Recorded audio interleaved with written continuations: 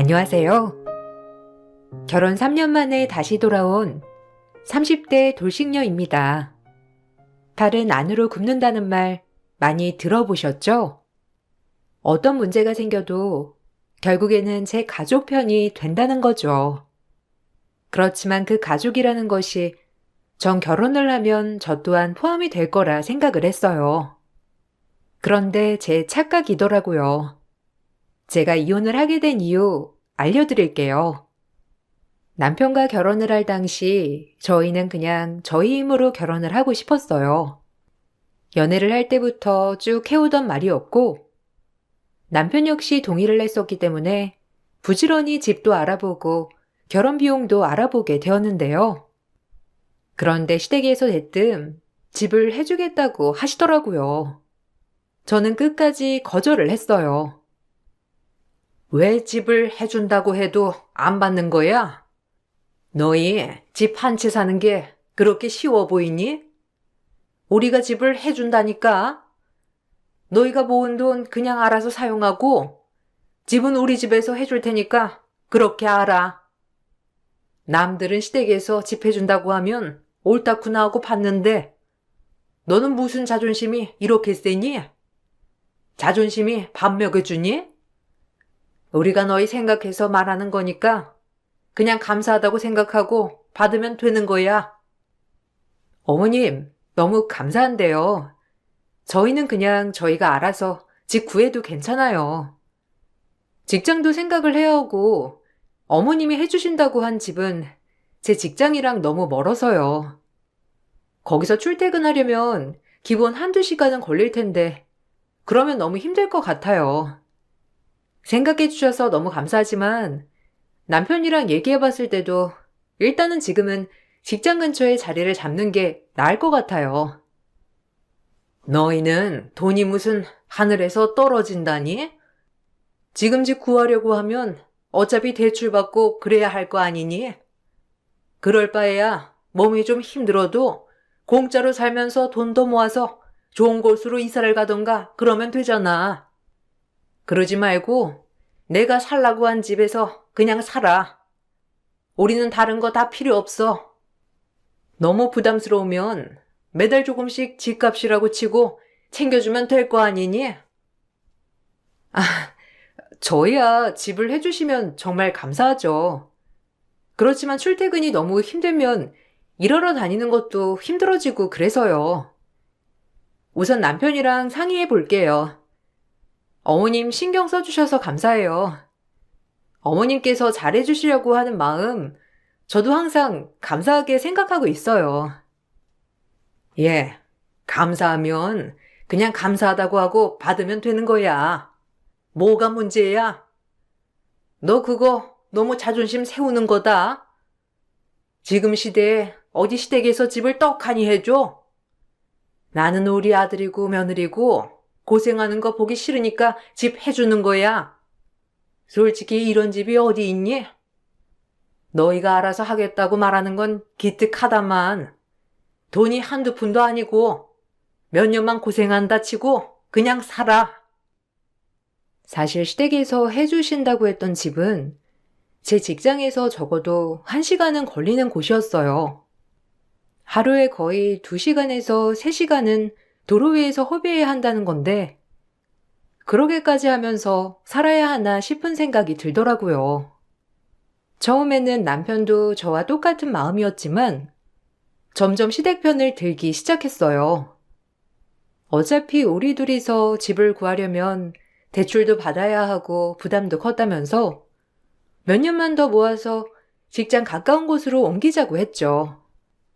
남편 직장에서는 30분도 걸리지 않는 거리라서 그나마 다행이라고 생각을 했고 둘 다 피곤하면 힘드니까 몇 년 동안 제가 좀 일찍 나가보자 생각을 했어요. 그런데 막상 시댁에서 해준 집에 들어오니 시모는 하루가 멀다 하고 집으로 찾아오셨죠. 아이고, 너는 살림을 하는 거니 마는 거니? 아무리 직장을 다닌다지만 집안꼴이 이게 뭐야? 여자는 결혼하면 살림도 해야 한다는 거 몰랐어? 이렇게 엉망으로 살면 남들이 보고 욕한다 욕해. 아이고, 이게 뭐야 정말? 너 우리 아들 밥은 먹이는 거야?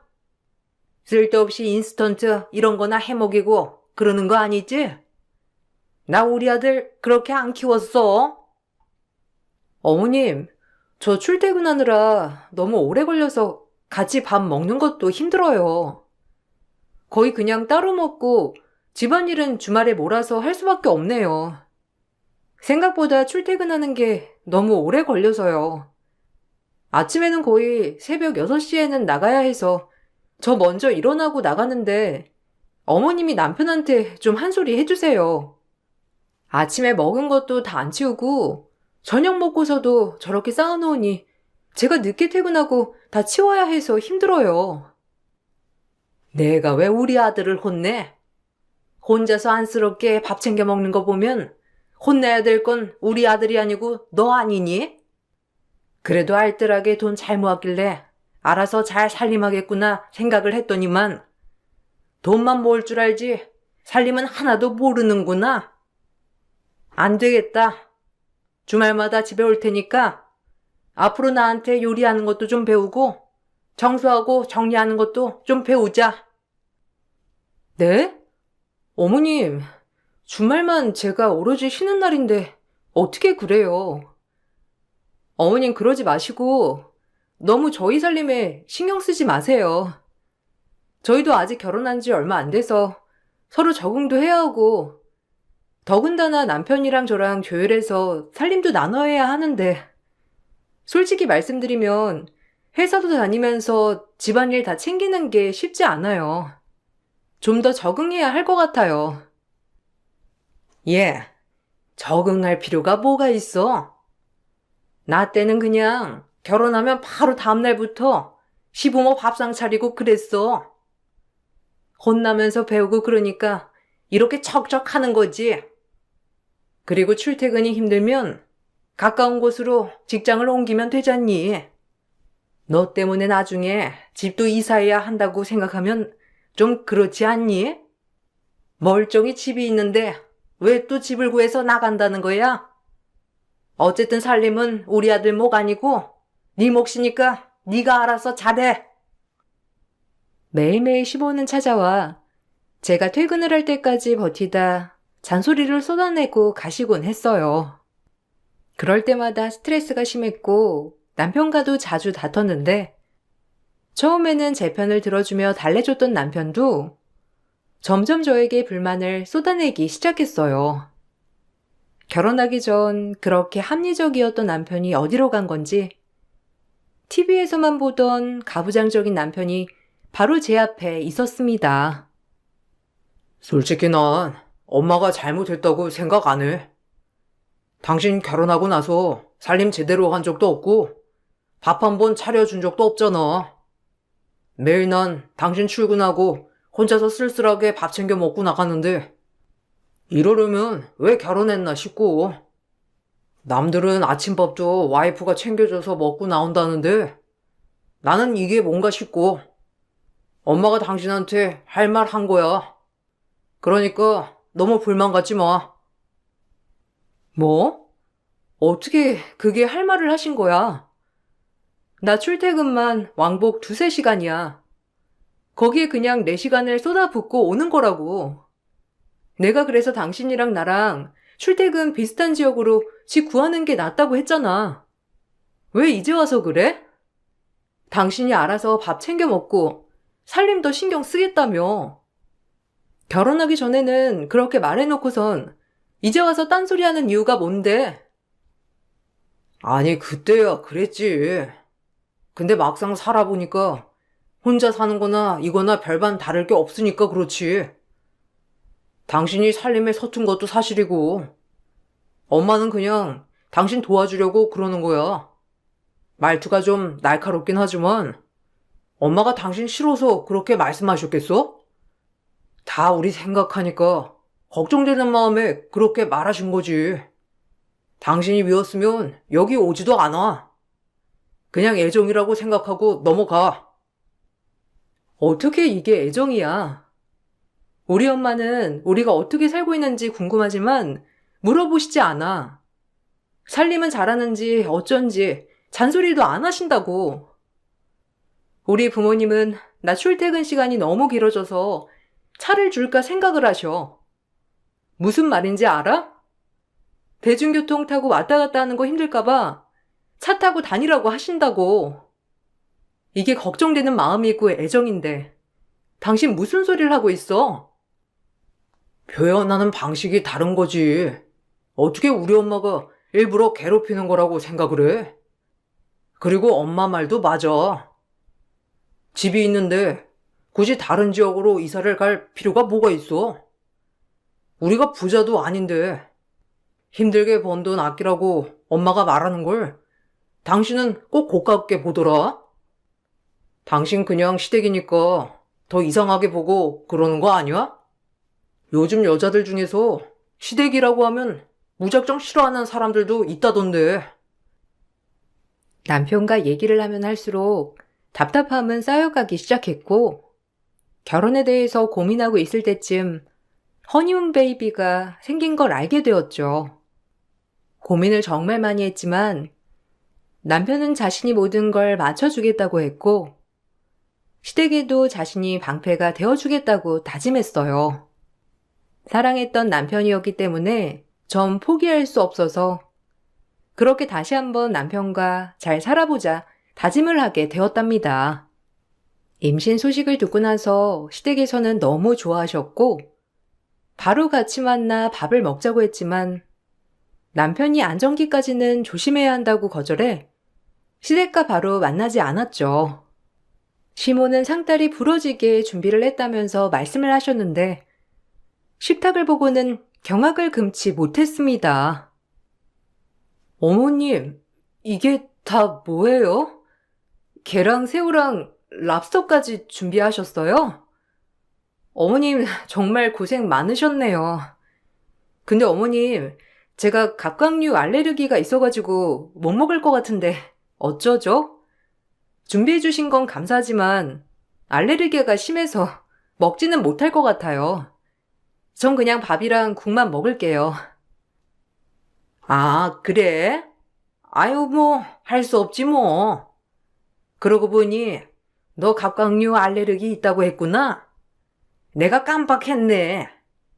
오랜만에 우리 아들 온다고 하길래 아들 좋아하는 게랑 새우랑 이것저것 사왔는데 내가 그걸 깜빡했어. 아니, 나는 우리 아들이 엄마를 잊어버린 줄 알았잖아. 어떻게 와이프 임신했다고 집에를 한 번도 안 오고 그러니? 엄마 너무 서운했다. 아, 엄마, 무슨 집에를 한 번도 안 왔다고 그래. 저번 주에도 잠깐 들렀잖아. 그리고 결혼하기 전에는 살았는지 죽었는지 궁금해 하시지도 않았으면서 갑자기 왜 이러실까? 엄마, 그래도 이거 준비하느라 고생했겠네. 와이프 알레르기 있다고 내가 저번 주에 말 안 했었나? 엄마 새우 사야겠다고 하니까 내가 말했던 것 같은데 아닌가? 어쨌든 와이프는 그냥 밥만 먹고 가야겠네. 진짜 알레르기 있는 건 맞니? 아니, 그래도 이런 것도 좀 먹어버릇해야 뱃속에 우리 손주는 알레르기 없이 크는 거 아니니? 너 닮아서 태어나면 이런 거 하나도 못 먹을 텐데 불쌍해서 어째? 아참, 국도 내가 게딱지 넣어서 육수 끓여놓은 건데 그것도 못 먹겠다. 저기 가보면 김 있거든? 저번에 맛있는 김이라고 하면서 마트에서 홍보하길래 좀 비싸도 사왔는데 그거에 밥 먹어. 비싼 김이라니까 맛있을 거야. 시모는 제가 갑각류 알레르기가 있다는 걸 알면서도 새우, 게 요리를 준비한 듯 했어요. 그렇게 생각했던 이유가 있었던 게 신혼여행을 다녀오고 처음 시댁에 인사를 갔을 때 시모가 게 요리를 해놓았었는데 제가 알레르기가 있어 못 먹는다고 하니 시모가 크게 화를 냈던 적이 있었거든요. 처음 부딪혔던 일이었는데 그걸 잊어버릴 리 없다 생각이 들었죠. 출산휴직을 하고 나서 시모는 아이 옷을 샀다면서 시댁으로 부르셨는데 가보니 시댁에는 동네 사람들도 다 모여 저를 기다리고 계셨죠. 아이고, 새댁은 참 복도 많아. 어떻게 이렇게 좋은 시어머니를 만났어? 우리 시어머니는 이런 거 생전 한 번도 챙겨주신 적이 없었는데 우리 영훈이 엄만 며느리가 그렇게 아까운가? 하나부터 열까지 다 챙겨주고 말이야. 새댁 사는 집도 시어머니가 해준 거라며? 요즘 그럼 시어머니가 어디 있어? 앞으로 진짜 잘해야 되겠다. 아유, 무슨 그런 말을 해? 얘 부담스럽게. 솔직히 우리 때야 단칸방에 살다가도 금방 집살돈 모아서 나가고 그랬지만 요즘은 그런 게 아니잖아. 열심히 벌어도 단칸방 집 하나 얻기 힘드니 넉넉한 우리라도 도와줘야지. 누가 도와주겠어? 며느라, 저기 아기 옷들 사다 놨으니까 한번 봐보렴. 손주 태어난다고 하니 내가 얼마나 설레는지 몰라. 아유, 영훈이 엄마 이렇게 잘해주면 며느리는 뭐 해줘? 새댁, 나중에 시어머니 모시고 살 거지? 이 정도로 하면 나중에는 모시고 살아야 해. 영훈이 엄마가 영훈이도 엄청 아끼면서 키웠는데 솔직히 말하면 새댁이 너무 시댁에 안 와가지고 내가 다 서운하더라고. 영훈이 엄마가 이렇게 신경을 쓰는데 새댁은 아는지 모르는지 얼굴 코피기도 안 보이고 말이야. 아유, 그만해. 요즘 애들 바빠서 그렇지 뭐. 우리 애들이 지금 다 직장 다니고 바빠서 그래. 나중에 아이 낳고 그러면 다 엄마 마음 알아서 그때부턴 다 잘 챙길 거야. 지금이야 그냥 자기들 먹고 사는 게 바쁘니까 그렇지 뭐. 나는 그런 거 다 괜찮아. 애들만 잘 살면 되는 거야. 우리도 시집살이 얼마나 고되게 당했어. 우리 며느리들한테는 그러면 안 되지. 동네 주민분들은 하나같이 시모가 얼마나 좋은 시어머니인지를 강조하면서 저에게 잘해야 한다고 말하셨죠. 그렇지만 시모는 남들에게만 그럴 뿐 제 앞에서는 그 누구보다 혹독한 시모였어요. 아이 옷을 샀다며 주셨던 옷 역시 여기저기 떨이로 사왔던 옷들이었고 아기 용품들 샀다고 했던 것들도 이미 낡아서 버려야 할 것만 같았던 육아용품들이었어요. 그걸 보고선 남편이 더 화들짝 놀라 다 처분을 하긴 했지만 이런 걸 주면서 좋은 시모라 포장을 하는 시모의 모습에 저는 환멸이 느껴지더라고요. 시모가 저희에게 잘해줬다고 하지만 사실상 저희를 더 챙겼던 건 친정이었어요. 시댁에서는 집을 해줬으니 친정에서는 가구며 가전, 식기류와 모든 물품들을 다 해주셨고 심지어 결혼비용, 신행비용까지 모두 다 지원해 주셨죠. 그런데 시모는 항상 그걸 못마땅해 하셨어요. 아유, 나도 딸이 있었으면 너네 엄마처럼 편하게 시집 보냈을 것을. 아들을 낳아가지고서는 집도 해줘야 하고 살림도 알려줘야 하고 너는 내가 얼마나 고충이 많은지 아니? 너도 아들 낳아보면 알겠지만 시어머니 자리가 괜히 시어머니 자리가 아니라니까. 이게 할 만한 사람이 하는 거야. 못할 것 같으면 애초에 딸만 있는 엄마가 되는 거고. 에이, 어머님, 그래도 저희 집에서 다 해주셨잖아요. 가구며 가전제품이며 심지어 수저 하나까지 다 저희 집에서 해준 건데요. 결혼식장 비용이랑 뭐랑 그것도 다 저희 집에서 내주셨고 어머님 집 해주신 건 감사하지만 저희 집에서 아무것도 안 해왔다고 하는 건 좀 아니죠. 저희 집에서도 신경을 많이 썼다는 거 아시잖아요. 예, 그건 몇 푼으로 끝나는 거고 집이랑 비교가 되니? 그리고 가구랑 가전제품이랑 뭐 이런 자질구레한 거는 원래 신부가 다 해오는 거야. 그러면 네 집에서 해온 거라곤 결혼 비용만 지원해 준 거밖에 더 있니? 나는 그게 부럽다는 거지. 딸만 있었으면 너네 엄마처럼 집 걱정도 안 해. 그냥 시집 보내면 장땡이고. 역시 옛말 틀린 게 없다니까. 다른 시집 가면 끝이야.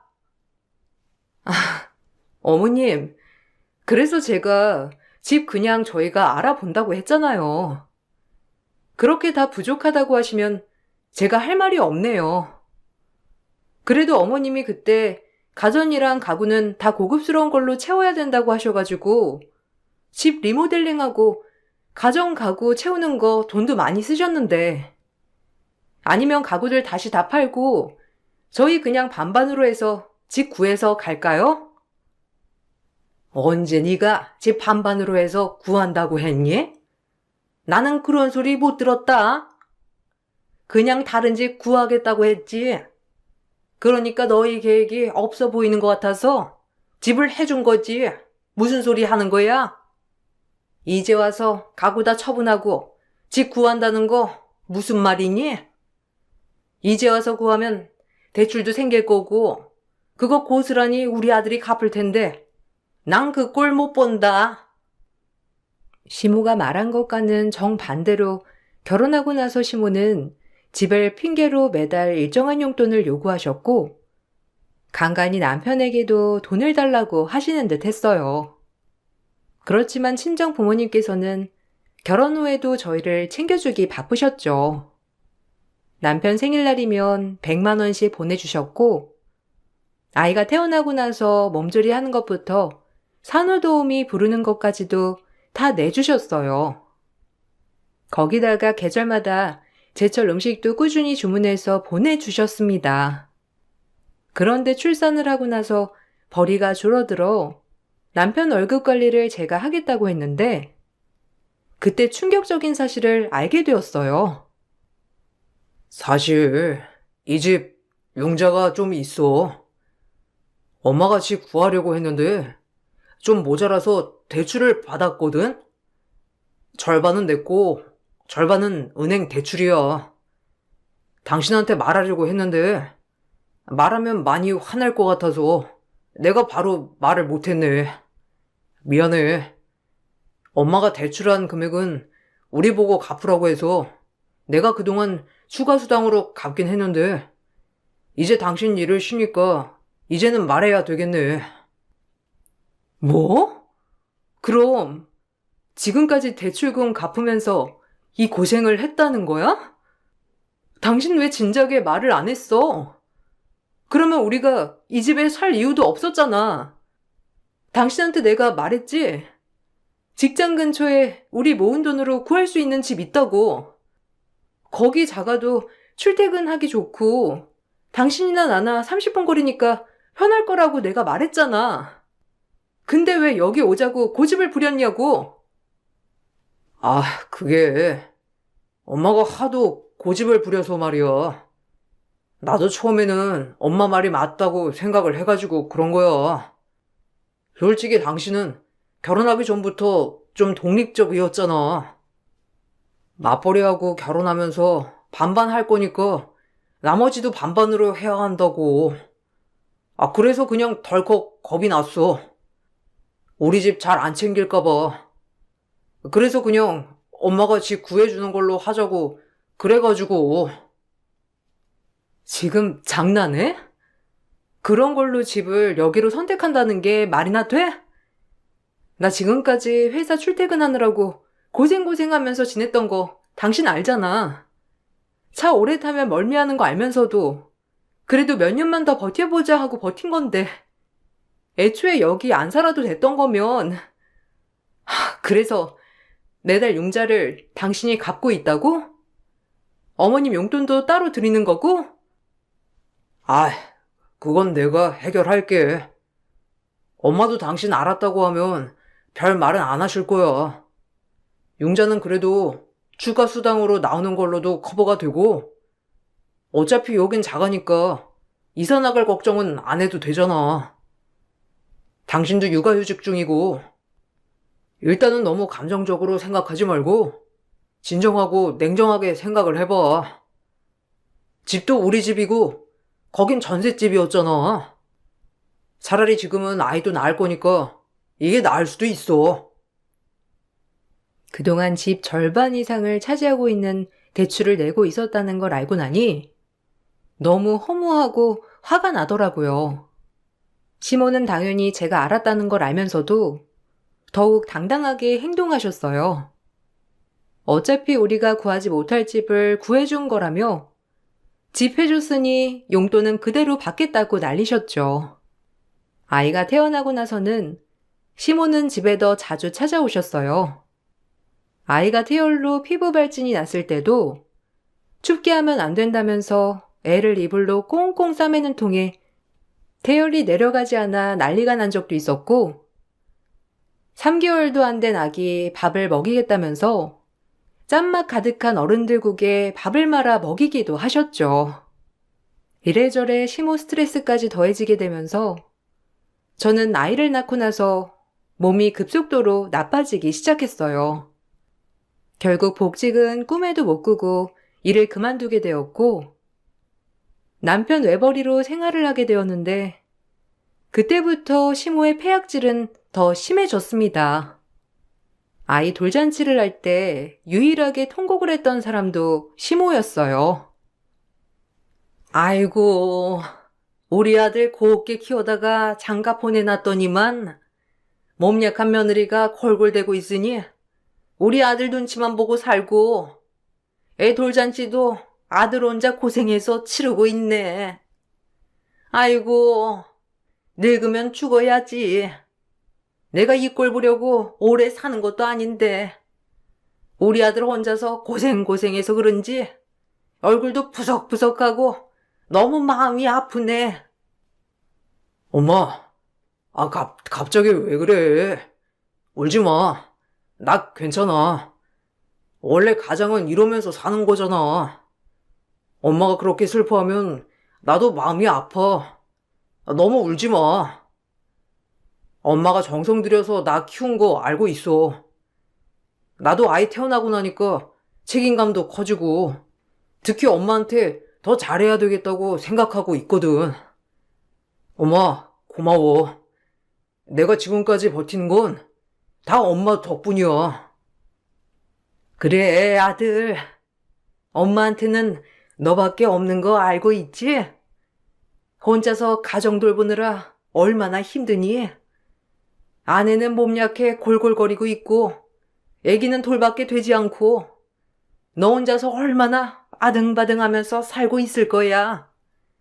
엄마는 다 알아. 네가 속으로 말도 못하고 끙끙 앓고 있을 거.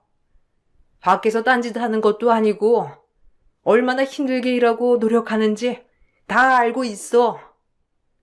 그래서 엄마가 이렇게 눈물이 나나 봐.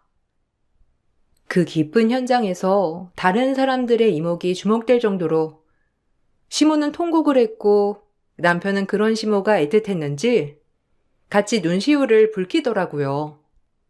그 모습을 보면서 참 뻔뻔한 모자구나 싶었어요. 사실 일을 그만두긴 했지만 퇴직금으로 생활비를 반반 부담하고 있었고 거기다가 친정에서도 지원을 계속 해주고 있어 남편은 육아며 살림에 하나도 손을 대지 않았었는데 고생이라고 하니 코웃음만 나왔죠. 그날 이후로 남편은 달라졌어요. 그래도 가정에 관심이라도 있었던 남편이었는데 어느 순간부터 아예 관심을 끊고 오로지 시모 챙기기에 급급했고 심지어 명절날에 자기는 친정에 가지 않겠다고 선언을 했어요. 솔직히 엄마가 우리 집 더 신경 쓰면 신경 썼지. 처갓집에서 우리 집 뭘 신경 썼는지 모르겠어. 당신 말로는 돈 줬다 어쩌다 말을 하지만 그 돈이 처갓집에서 나온 건지 아닌지 알 길도 없고 여기 와서 청소 한번 해주시거나 반찬 한번 해주신 적도 없는데 어떻게 처갓집에서 잘해주셨다고 할 수 있어? 우리 엄마는 쉴 때마다 와서 청소해주고 반찬 갖다주고 하잖아. 난 너무 서운해. 뭔 소리야? 당신 뭐 잘못 먹었어? 지금까지 반찬으로 나온 것들 중에서 우리 집에서 안 해준 게 뭐가 있다고 지금 그런 말을 해? 당신 저번에 차 고장나서 급하게 수리 맡길 때도 돈 없어서 내가 보내준 거, 그거 우리 집에서 나온 돈이라는 거 몰라? 거기다가 매달 당신 집 대출금 갚고 어머님한테 용돈 주느라 생활비 제때 못 낼 때도 있는데 그 돈은 내가 어떻게 메꿨다고 생각하는 거야? 아니, 돈이 다가 아니잖아. 솔직히 어떻게 돈으로 사람 마음을 표현할 수가 있어? 사람 마음은 행동을 보고 아는 거야. 그렇게 따지면 당신네 집은 우리 집 신경 쓰는 게 아니지. 엄마가 더 잘해주고 있는 거잖아. 당신도 자꾸 친정친정 하지 말고 우리 집이나 더 신경 써. 뭘 못해줬다고 하는지 전혀 이해가 안 되네. 거기다가 지금까지 한번 친정에 안 갔으면서 명절에까지 안 간다고? 제발 좀 정신 차려. 아무리 그래도 명절에는 가서 인사를 해야지. 아우 좀. 그지 같은 네 집 좀 안 보고 살 수 없냐? 뭐만 하면 비교질해. 아우. 내가 무슨 바람이 불어가지고 결혼하겠다고 했는지 원. 됐고, 난 안 갈 거니까 그런 줄 알아라. 남편은 그날 이후 집에도 들어오지 않았고 몇 달을 그렇게 보내게 되었어요. 남편에게 최종 통보를 했지만 남편은 앞으로 저희 집과 교류를 안 하겠다면 집으로 돌아오겠다는 황당한 답만 내놓았죠. 전 그 말을 듣고 이혼을 결심했어요. 이혼하는 가정에서도 온갖 지저분한 짓은 다 했더라고요. 제가 친정만 챙겼다느니, 자기에게 친정만 챙기라 압박을 했다느니 별의별 말을 다 했죠. 그렇지만 그건 사실이 아니었고 오히려 시모의 온갖 폐악질이 드러나면서 저는 위자료를 받고 이혼을 하게 되었어요. 더욱 어처구니가 없었던 건 남편이 거지 같은 제 피가 섞인 자식은 안 보고 싶다며 면접 교섭권도 쓰지 않았던 거였어요. 당연히 양육비도 안 주겠다고 했지만 겨우겨우 소송으로 양육비를 받게 되었어요.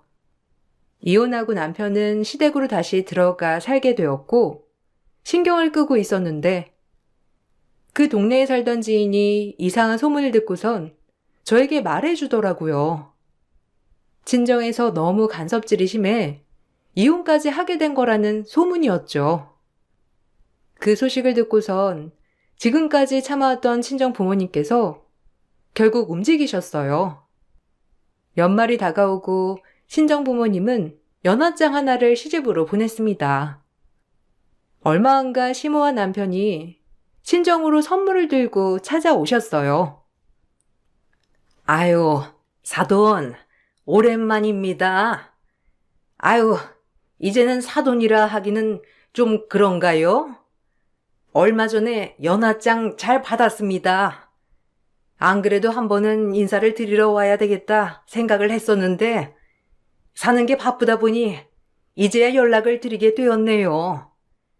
괜찮으시다면 얘기를 좀 나눌 수 있을까 싶어서요. 뭔가 오해도 있는 것 같고 서로 그런 건 풀어야 하지 않겠습니까? 오해요? 그런 걸 풀 생각은 없습니다.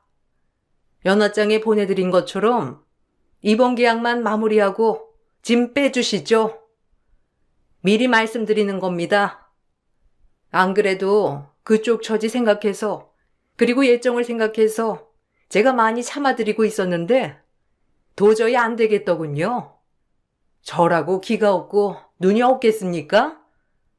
사람들이 하는 말 다 들으면서도 참아왔는데 이제는 도저히 안 되겠습니다. 아이고, 사모님, 왜 그러실까요?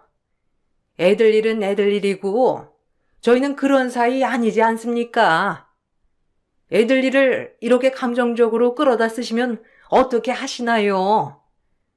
제가 잘못한 게 있다면 죄송하다고 사과드리겠습니다. 기분 나쁘신 게 있으시면 편안하게 말씀을 해주시고 제발 집만 빼란 말은 하지 말아주세요. 아직 이사 갈 돈도 없고 이사 갈 집도 없어요. 이미 여러 번 말씀을 드렸던 상황이었고 제가 기회도 많이 드렸다는 거 아시지 않습니까? 참을 만큼 참았습니다. 제가 이러려고 그 빌라를 샀구나 싶네요.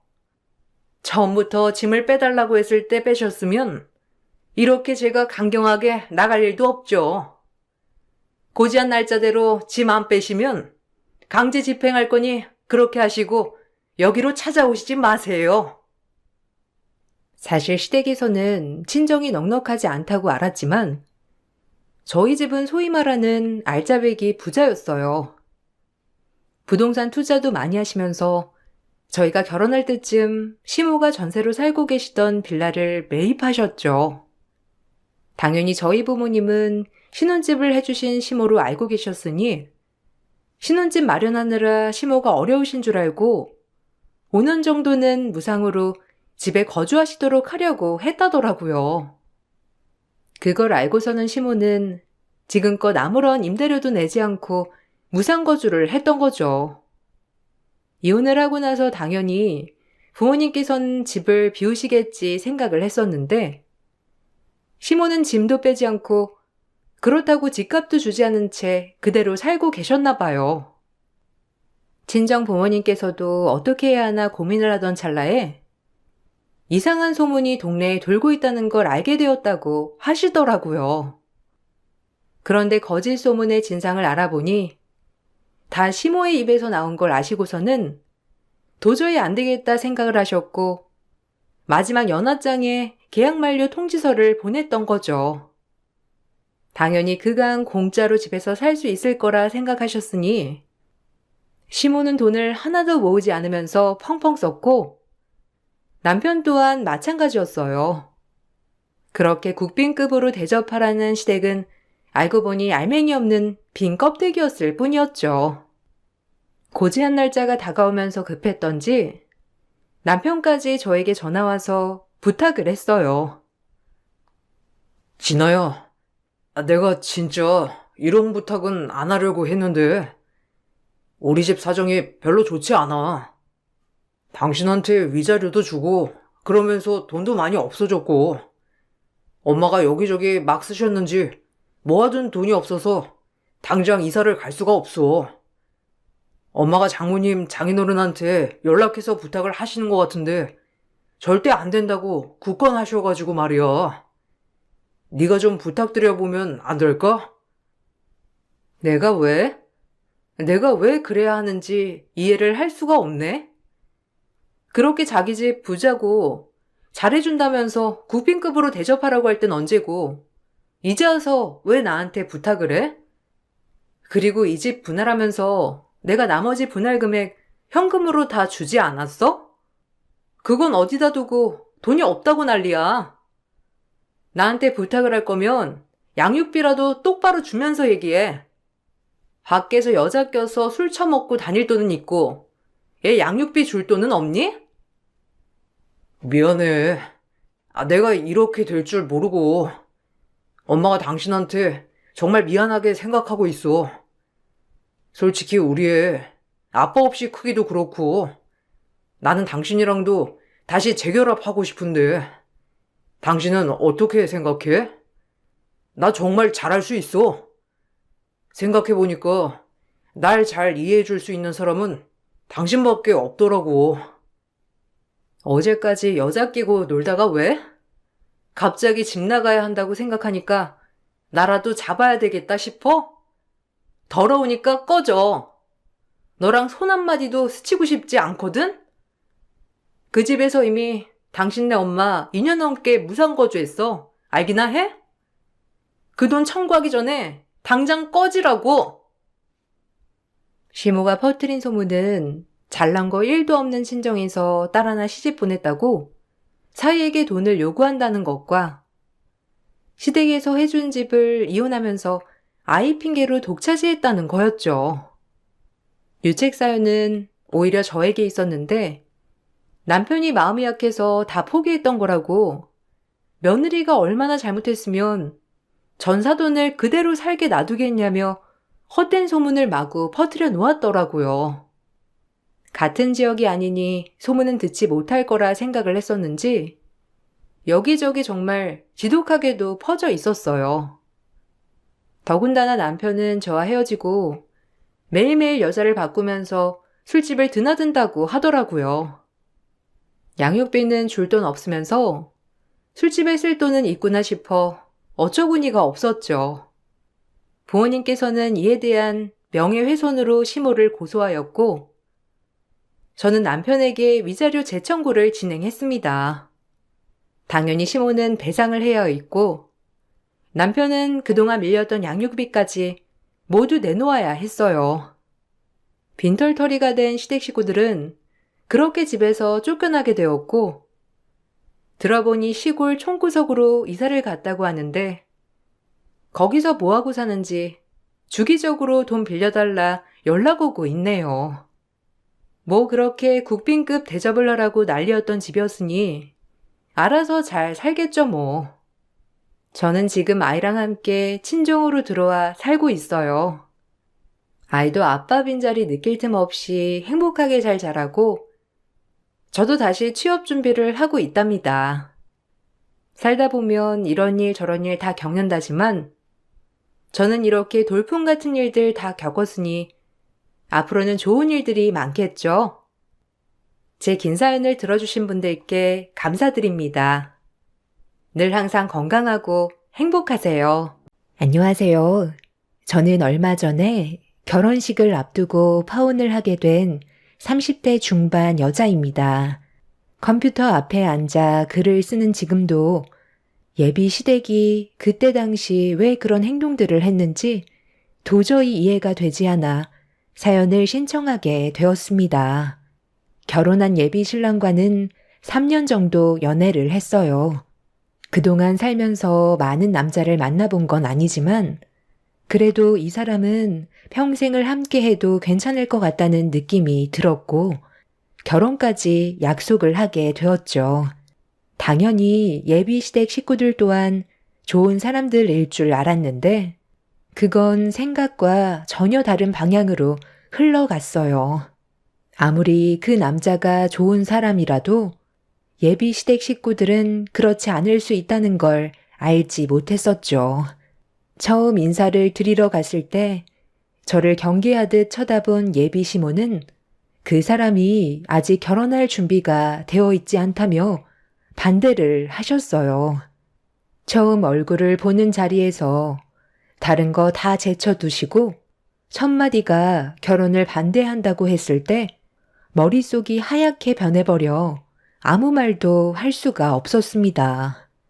서로가 얼마나 사랑하고 진지하게 만나왔었는지 설명도 드리기 전에 단칼에 거부하신 예비 시모의 모습에 저에 대해 뭔가 오해를 하고 계신 게 있는 것 같아 최대한 침착하게 정신을 부여잡고 왜 결혼을 반대하시려는 건지 이유를 여쭤보게 되었죠.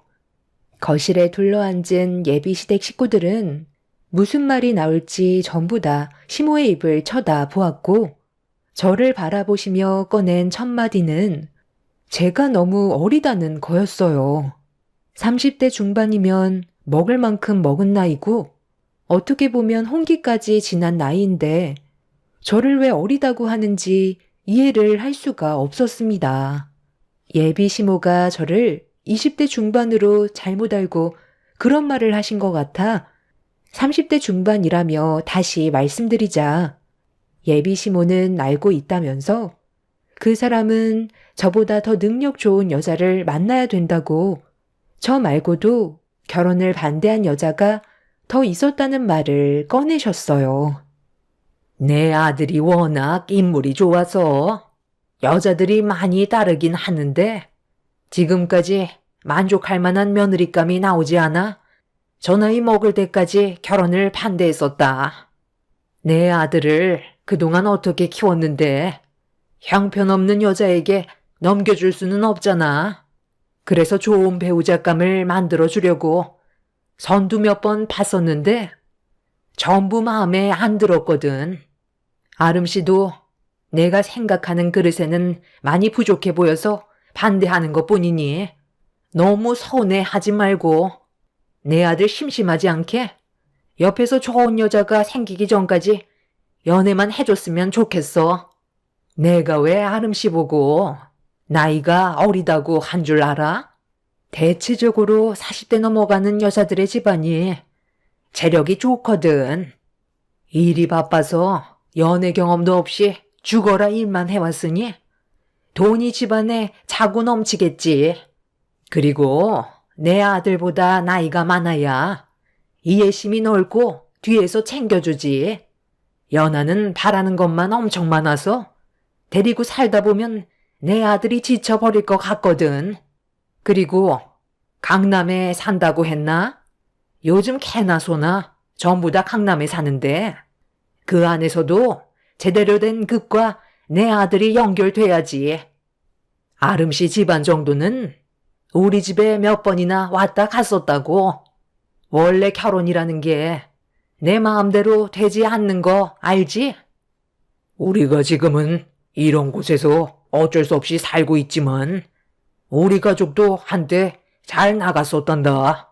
그러니 가진 건 없어도 이미 눈은 높아져 있기 때문에 재기할 수 있는 발판을 만들기 위해서는 능력 좋은 며느리를 들여와야 하거든.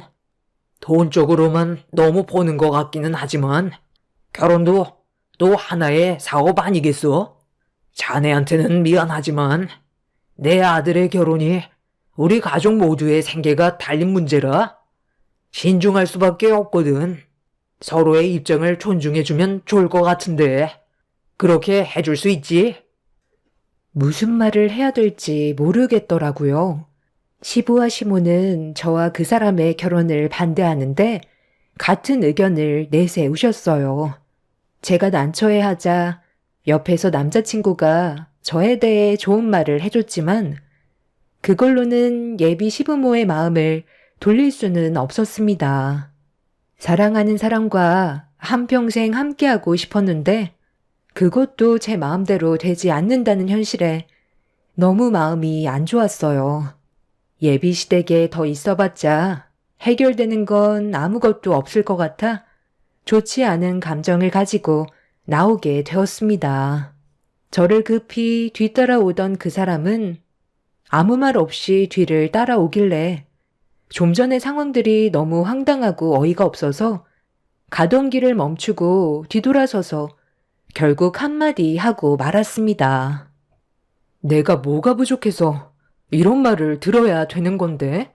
솔직히 터놓고 얘기해서 자기랑 나랑 같이 살 집 준비되어 있어? 지금 다니는 회사에서 받는 월급으로 앞으로 안정적인 결혼 생활도 힘든 마당에 어떻게 나한테 그런 말씀을 하셔? 자기 하나 보고 결혼 생각까지 했던 내가 너무 생각이 짧았던 것 같아. 나도 우리 부모님이 저렇게 나오실 줄 몰랐어. 일단 얼굴 보고 대화하는 게 좋을 것 같다고 하셔서 나는 당연히 우리 결혼을 허락받을 수 있다고 생각했거든. 나 말고도 다른 여자도 몇 명 데려왔던 것 같은데 그때마다 항상 저런 식이었어? 당신 부모님 눈이 얼마나 높은지는 모르겠는데 이런 식으로 행동하시면 앞으로 결혼을 할 수 있을 것 같아? 나랑 헤어지면 더 능력 좋은 여자가 나타나기라도 한데 돈 많은 여자가 자기 어디가 좋아서 결혼을 할 것 같은데 기본적으로 남자가 여자보다 능력이 좋아야 되는 건 당연한 거라고. 집안의 가장이 될 준비도 되어 있지 않은데 왜 자기랑 결혼을 결정했는지 알아? 그래도 3년간 만나오면서 사람 하나는 괜찮은 것 같아 결혼을 결심했던 거라고. 그런데 자기 부모님은 나를 돈으로밖에 안 보시는 것 같아. 어머님 뱃속에서 당신이 태어난 것도 신기하지만 이런 기분으로는 나도 결혼하고 싶은 마음은 없으니까 우리 관계도 다시 생각해보는 게 좋겠어. 우리 부모님 잘 설득해 볼 테니까 일단 흥분 좀 가라앉히고 너무 극단적으로는 생각하지 마. 우리 부모님이 좀 특이하신 성격이시긴 한데 그렇다고 나쁜 분들은 아니셔. 일단 오늘은 들어가고 내가 나중에 다시 연락할게. 우리 너무 급하게 가지 말고 하나하나 풀어가자. 이대로 끝낼 수는 없잖아. 그날 예비 시부모가 바라보던 시선과 말투에서 느껴졌던 감정들은 저에게 상처로 다가왔었고 그 사람과의 결혼은 힘들 것 같아 보였습니다. 저희 부모님께서는 그래도 그 사람이 가진 게 없고 많이 부족해 보여도 사람 하나 괜찮은 것 같아 부모님 마음에 차지 않아도 저를 믿고 결혼까지 허락해 주셨는데 그 집안은 저희 부모님과 너무 반대되는 성향을 가지고 계셔서 제가 어떻게 반응을 해야 될지 모르겠더라고요. 아무리 제가 사랑하는 사람이라 해도 그 부모가 많이 부족하다고 느껴지면 이 결혼은 없었던 일로 하는 게 옳은 판단인 것 같아 아예 마음을 접으려고 결정 지었는데 며칠 뒤 예비 시모에게 전화가 왔어요. 그 사람에게 연락처를 받았는지 개인적으로 전화를 주셔서 저와 잠깐 만났으면 좋겠다고 약속을 잡으셨습니다. 이미 어느 정도 마음이 떠나버린 상태라 시간이 없을 것 같다고 설명을 드리자 잠깐이면 될 것 같다면서 저녁에 한번 만나기를 원하셨어요. 보나마나 헤어지라는 말을 하실 것 같아 어느 정도는 마음의 준비를 하고 약속 장소로 나가게 되었습니다. 그렇게 하루 일과를 마치고 약속 장소로 나가니 예비 시모가 먼저 자리에 앉아 계셨어요. 이미 좋지 않은 감정을 가지고 있었기 때문에 제 얼굴에서는 웃음이 나오지는 않았습니다. 조용히 자리에 앉자 예비 시모는 곧바로 본론부터 꺼내셨어요. 보다시피 우리 집안이 아름씨 집안보다 많이 부족한 거 알지? 우리가 하던 사업이 부도가 나서 지금 이렇게 살고 있긴 하지만 그건 아주 잠시거든. 내 아들이 지금 많이 부족한 이유도 부도가 나면서 생긴 빚을 갚아주고 있어서 금전적으로 여유가 없는 편이다. 저번에 우리 집에 왔을 때 자리에는 없었지만 너도 내 아들 밑으로 여동생이 하나 있는 거 알지? 걔도 지금 타지에서 열심히 돈 벌어서 우리 집안을 일으키기 위해 빚 갚는 데 노력을 해주고 있다. 이런 상황에서 결혼을 한다고 하면 금전적으로 많이 부족한데 제대로 된 결혼식을 올릴 수도 없을 테고 아름씨 부모님께서도 내 아들을 얼마나 안 좋게 보시겠어? 이미 저희 부모님께서는 집안 사정 다 알고 계세요. 그리고 그 문제로 결혼을 반대하신 적도 없으시고요. 얼마나 잘 사는 집안의 여자를 며느리로 들이시려는진 모르겠지만 완수 씨도 적지 않은 나이예요. 그리고 40대 이상이라고 하셨는데 그 나이에 결혼을 하지 않은 여자들은 결혼 생각보단 앞으로 살면서 자기 커리어를 쌓으려 하지 어머니께서 생각하시는 것처럼 결혼을 하겠다는 생각은 하지 않아요. 저도 완수 씨 만나기 전에 나이가 적지 않았던 편이라 결혼 생각은 아예 접고 있었어요. 남자는 능력만 돼도 젊은 여자랑 결혼을 할 수 있겠지만 여자는 상황이 다르잖아요. 이건 어머니도 잘 아시잖아요. 저번에 말씀하신 거 충분히 이해했고요. 저도 어느 정도 마음을 접은 상태라 더 이상의 관계는 만들어가지 않고 있는 중이에요.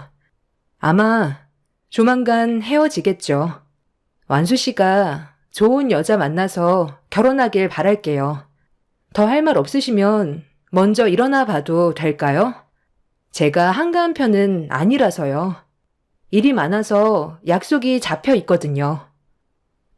잠깐만 기다려봐라. 그렇잖아도 아름 씨가 우리 집에 왔다 간 이후로 대화를 많이 나눴었거든. 그때 우리가 너무 말이 심했었지? 내 아들이 인물만 훤칠하지. 가진 것도 없고 능력이 좋은 것도 아닌데 부모 눈만 높아서 내 아들의 인생을 계속 막는 것 같아. 이러다 나이만 먹고 결혼을 못할 수도 있겠다는 생각이 들더라고. 그래서 정말 진지하게 생각해 봤는데 둘이 결혼을 했으면 좋겠다. 그때 말 함부로 해서 미안하고 앞으로 좋은 관계로 발전하고 싶은데 아름 씨도 같은 생각이지? 예비 시모는 갑자기 결혼을 허락하겠다면서 저를 붙잡았어요. 생각하지 못한 말을 들어서 당황스러워 쳐다만 보고 있는데 며칠 전에 인사드리러 갔을 때 저에게 하셨던 상처되는 말들에 대해 사과를 하시면서 저희 둘의 결혼을 허락해 주셨습니다. 갑자기 마음이 왜 변하셨는지 다시 여쭤봤어요.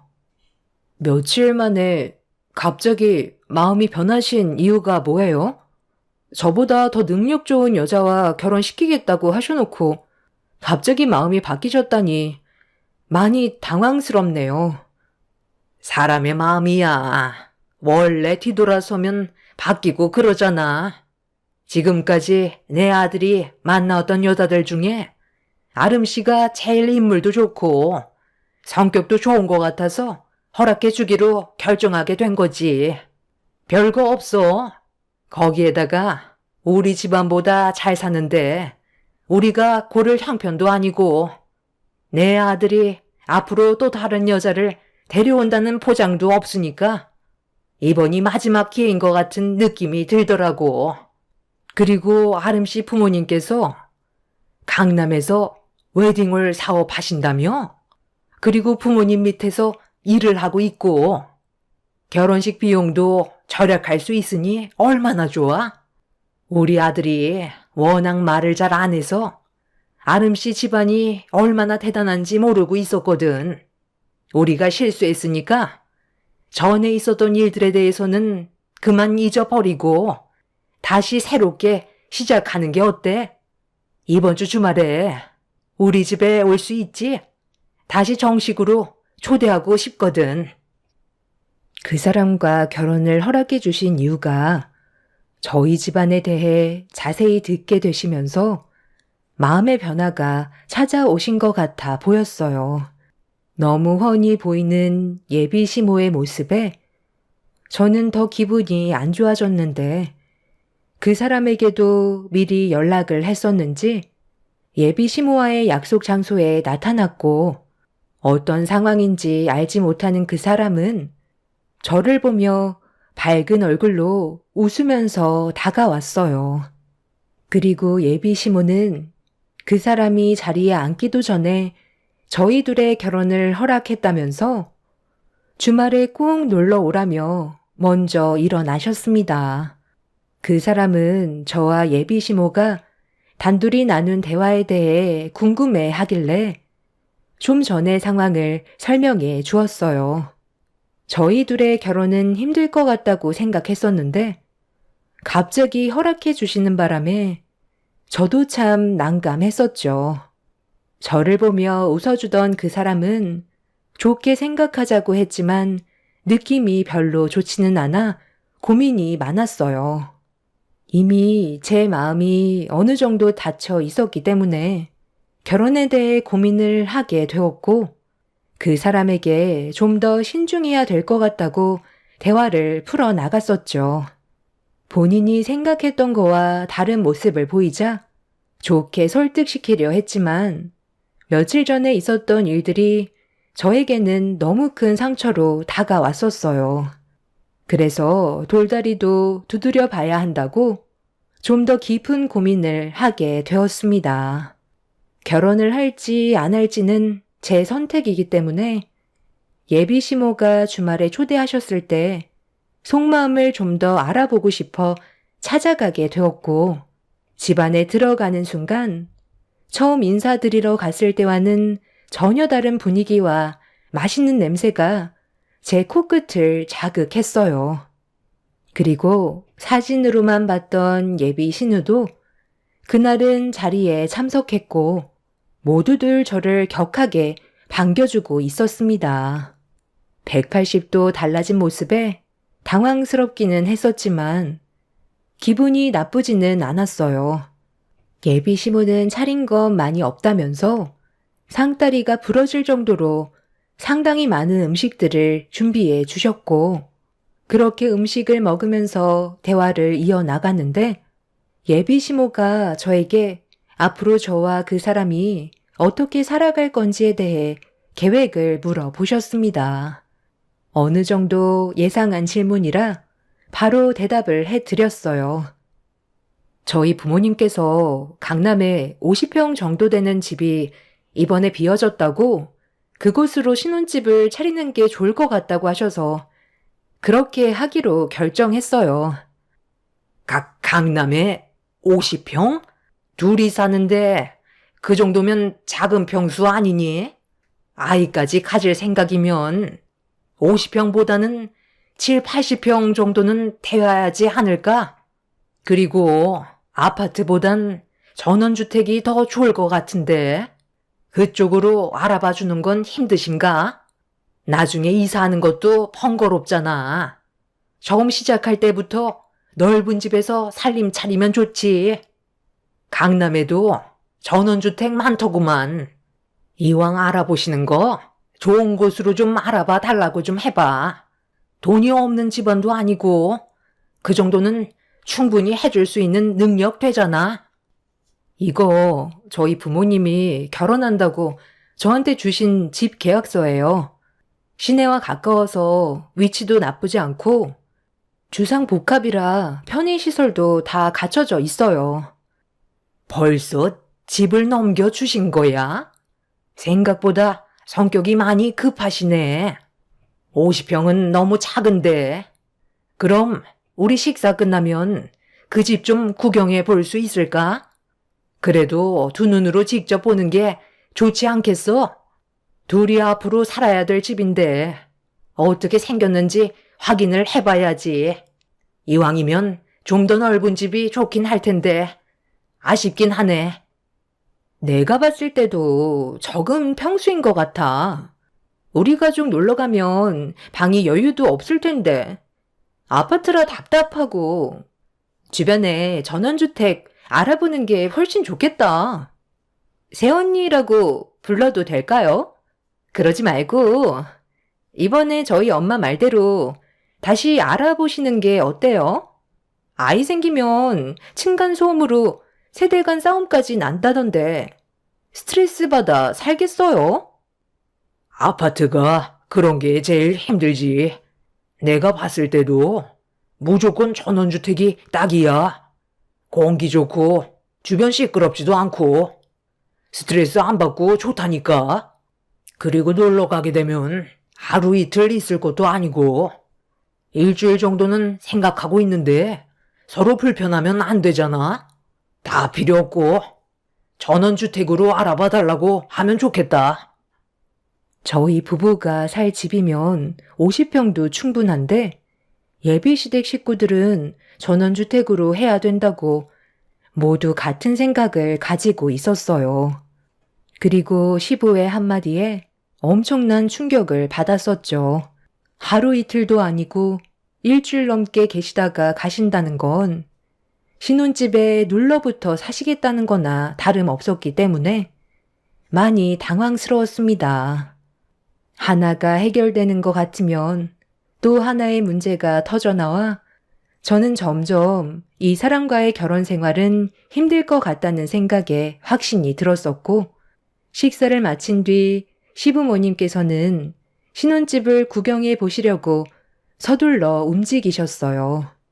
그래서 제대로 된 대화를 나누기도 전에 저희 부모님께서 신혼집으로 주신 집으로 향하게 되었습니다. 그렇게 예비시댁 식구들과 현관문을 열고 들어가는 순간 시부모의 표정이 너무 안 좋았어요. 집안 구석구석을 살피시다가 마음에 안 드셨는지 한마디 하셨습니다. 지금 이 집에서 살겠다는 건 아니지? 어떻게 이런 집을 신혼집으로 결정할 수가 있는 거니? 집안이 너무 노후가 됐잖아. 그리고 50평이 맞긴 한 거야? 생각했던 것보다 너무 좁아서 깜짝 놀랐다. 내 아들이 이런 손바닥만한데 살 수준은 아닌데 지금 우리 집안을 무시하는 거야? 당장 천원주택으로 알아봐라. 새언니 집안 돈 많다면서요. 이 집은 그냥 처분하고 우리 엄마 말대로 전원주택으로 알아봐요. 아파트가 너무 노후돼서 사는데 어려움이 많을 것 같은데. 강남에도 이런 형편없는 집이 있긴 하구나. 외곽 지역에 세워진 아파트들이 훨씬 잘 빠졌네. 오빠가 세원이한테 강하게 얘기 좀 해봐. 왜 아무 말도 안 하는 거야? 이건 우리 집안을 무시하는 거지. 그러니까 내가 솔직하게 얘기하라고 했잖아. 여기에서 어떻게 같이 살아? 이번 상견례 할 때 내가 확실하게 얘기하마. 어떻게 솔직하게 얘기해요? 우리 가족이 한꺼번에 들어와서 산다고 하면 아름이가 좋아하겠어요? 저도 입장이라는 게 있잖아요. 가진 것도 없이 몸만 가는 건데 얼마나 눈치가 보이는지 아세요? 둘이 사는데 50평이면 가분한 거라고요. 저희 둘이 살 거니까 들어올 생각 하지 마세요. 그래서 아까부터 전원주택으로 알아보라고 하셨던 거야? 우리 둘이 사는 게 아니라 한 집에 다 같이 살 생각을 가지고 있었기 때문에 이 집을 작다고 하신 거였어? 우리 집이 보다시피 너무 작잖아. 20평에서 한 가족이 지내는 게 얼마나 불편한지 아니? 화장실도 한 개라 그동안 어려움이 많았었다. 그런데 네가 이번에 신혼집을 전원주택으로 알아보면 우리도 한 집에서 같이 지낼 수 있을 테고 앞으로 집안일 걱정 없이 내가 다 해줄 텐데 얼마나 편하겠어? 이 집에서 아이까지 낳고 생활하다 보면 50평은 턱없이 부족하지. 그렇게 해줄 수 있지? 내 아들과 결혼하려면 그 정도는 해줘야 하지 않겠어? 그리고 너희 이번 신혼여행 가면 우리도 같이 따라가기로 했다. 방해 같은 거 일절 하지 않고 없는 듯이 지낼 거니까 신경 안 써도 된다. 너희 집안 돈 많은데 이왕 여행 떠나는 거 우리도 같이 껴서 가면 얼마나 좋아? 둘이 떠나는 것보다 더 많은 추억 만들 수 있고 우리 관계도 훨씬 좋아지지 않겠니? 나는 이왕 떠나는 거 유럽 쪽으로 갔으면 좋겠어요. 흔한 여행은 별로라서 어차피 돈 쓰고 갈 거면 좀 더 특별한 곳으로 가면 좋지 않겠어요? 엄마, 그런데 나도 곧 결혼해야 될 텐데 이 집 내가 신혼집 차려도 괜찮을 것 같지? 나 정도면 이 정도도 충분할 것 같은데? 새언니, 이 집 나중에 제가 신혼집으로 하면 안 될까요?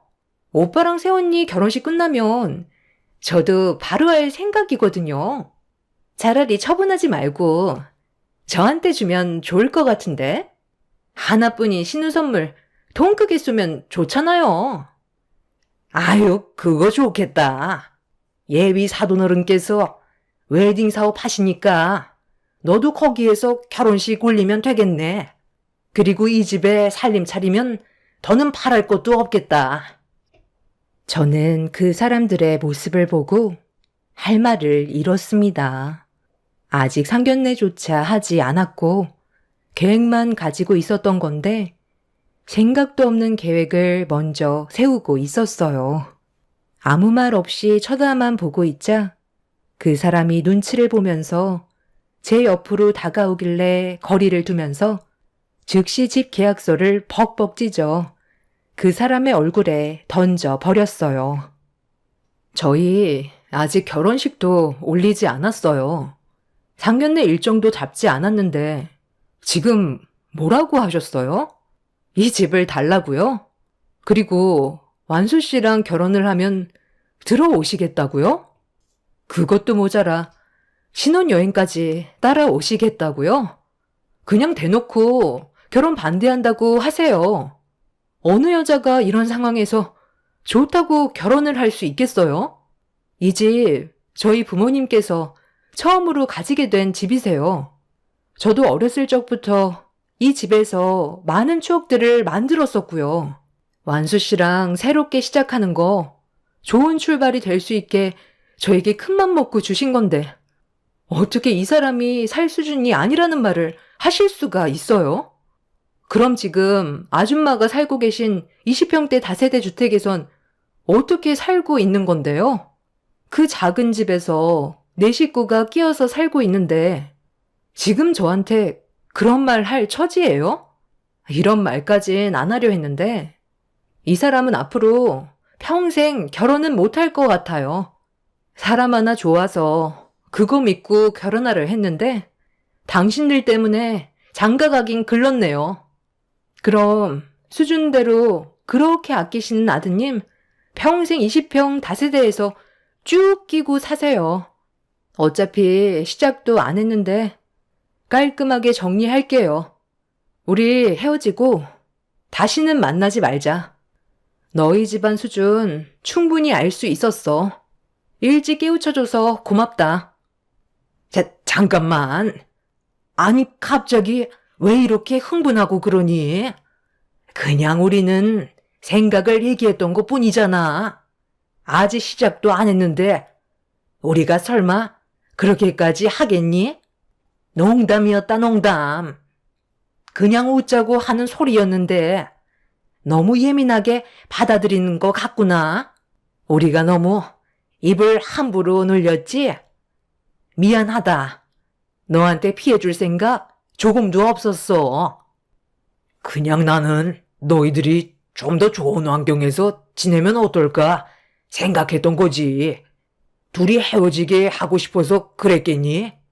실수한 거 있으면 내가 사과하마. 아니요. 저는 더 이상 할 말 없을 것 같아요. 그만 이 집에서 나가주셨으면 좋겠어요. 이미 결혼할 마음 사라졌고 이 집은 더 좋은 사람과 만나서 신혼생활 하려고요.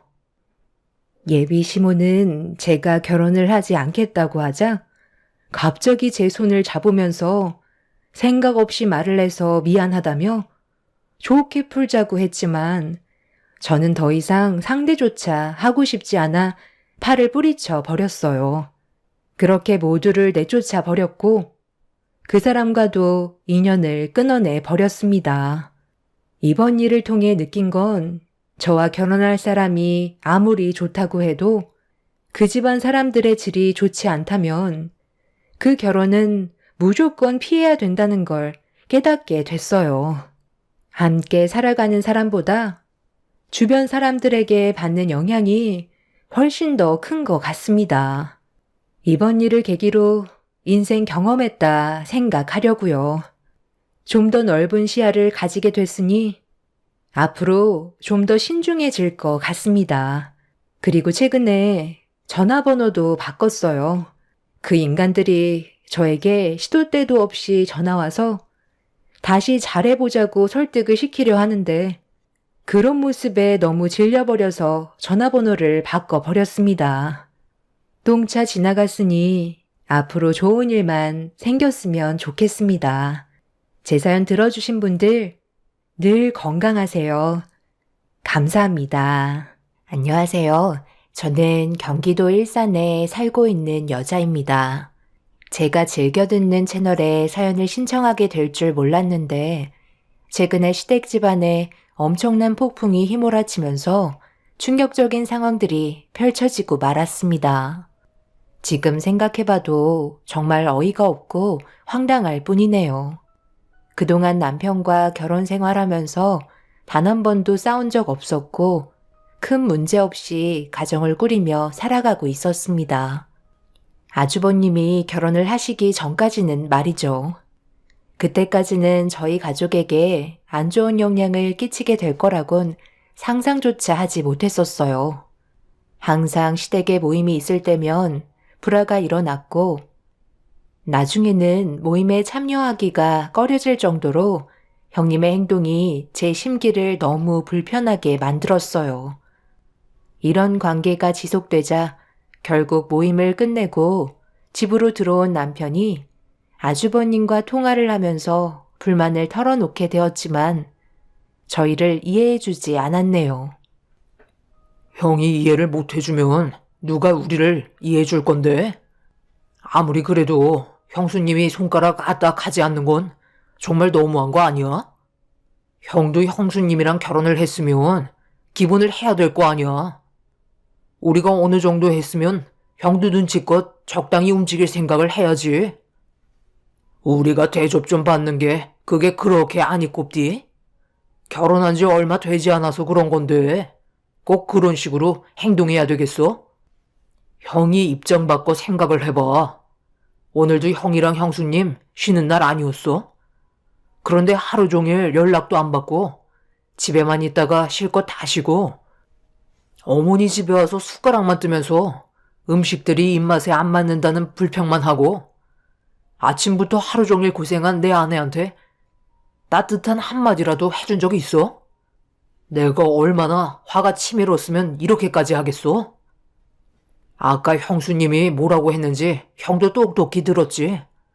아침부터 음식 준비한 게 형편없다고 부모님 앞에서 숟가락을 식탁에 강하게 내리쳤잖아.